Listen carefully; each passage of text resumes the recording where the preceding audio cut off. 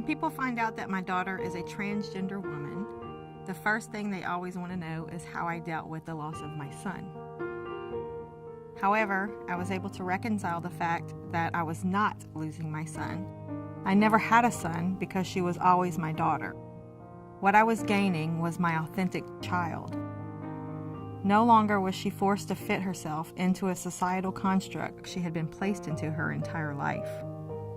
Every parent's greatest wish is for their child's happiness, and she was rarely happy. Of course, we just thought it was her autism. When she came out as trans, though, it all made more sense. She actually told me in a text message. It was out of the blue. She asked, "Could you ever see me as your daughter?"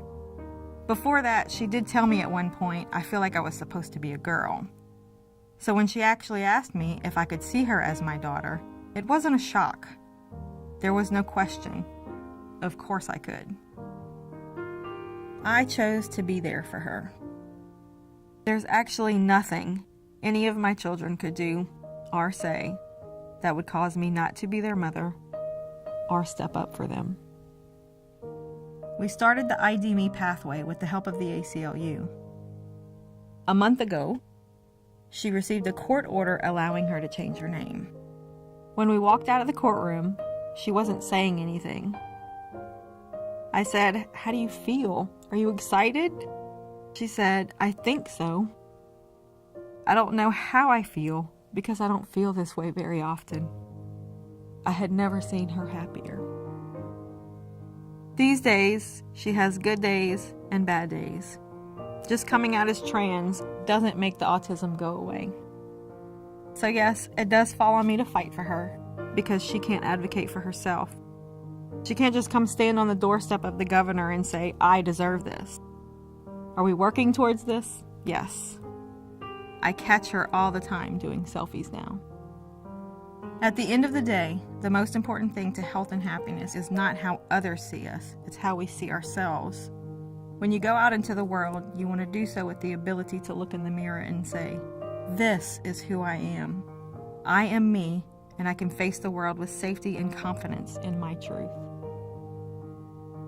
People need to believe that being a transgender individual is not a lifestyle choice, a phase, or even a form of attention-seeking behavior, but a person with basic equal human rights. People say to me all the time, "You're such a good mom, and how are you doing all of this?" I feel like I'm just being a mom. I actually look back and wish I had fought harder for her when she was younger. Now I'm going to school to be a certified teacher in special education, to advocate for kids with similar issues as my daughter. I hope to help other families to accept their children the way they are.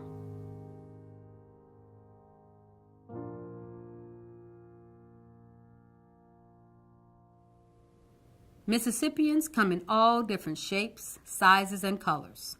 We're students and workers, mothers and fathers. We all value family and culture.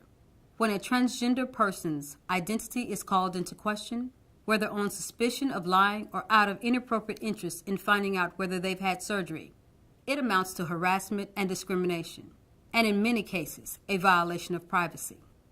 The ACLU of Mississippi's ID Me project seeks to provide assistance by providing guidance on how to ensure a transgender person's identification matches their identity.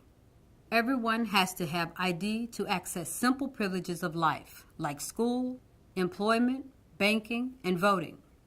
For transgender persons, lack of an ID that matches the name or gender they live as results in unequal access to benefits, an inability to apply for jobs, or access to higher education. Mississippi must do better. We must ensure equality for all.